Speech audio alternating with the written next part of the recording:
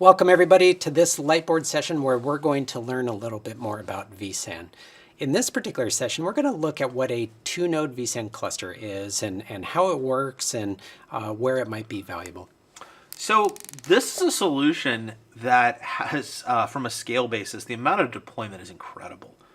When I talk to customers who are deploying two-node, there's some that, oh yeah, I've got 3 or 4 sites, I'm deploying this out. But there's also customers with thousands of sites that needed a low-cost solution.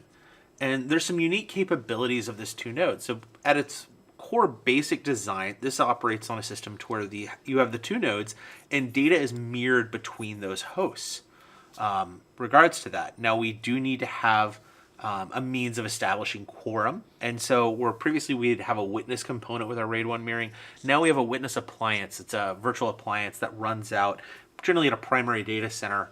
It can be local, but oftentimes it's not. That serves to host that witness component.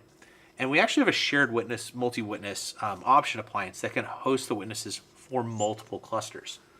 Now, from a network connectivity, one of the powerful capabilities of the two-node design is the ability to operate in a directly connected mode. So you can have some high-speed links, 10, 25 gigabit Ethernet that you're using for both not only vSAN but also vMotion, which can be quite bandwidth hungry, and you don't have to upgrade the switching. Because if I've got thousands of pharmacy sites or refining facilities or remote retail establishments, I might have, from a networking basis, a 12-year-old 1 gig switch that the networking team doesn't have budget to replace.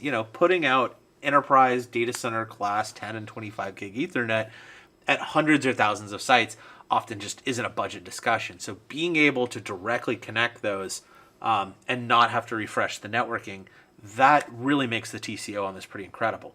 Yeah, and I think as a result of that, it's really been why this topology has been so popular for us. We see it in all kinds of different scenarios where they may have limited resources.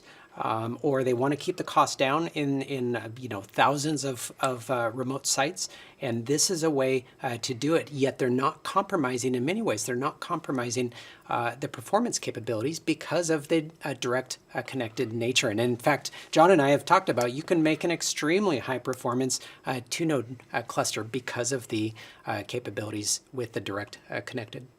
Now, there have been some improvements to this over the years. There's some improvements in failure handling that came in within the 7 branch. And there's a blog. I encourage you to go look at the comments and go read that. But also, there's some other capabilities in terms of doing protection within a host. So this is a unique case where we actually can have a RAID across the disk groups within that host. You can even have a RAID 1, or if you had a lot of disk groups, a RAID 5 within that host. So now you have the ability to tolerate the failures of multiple devices within hosts and hosts combined.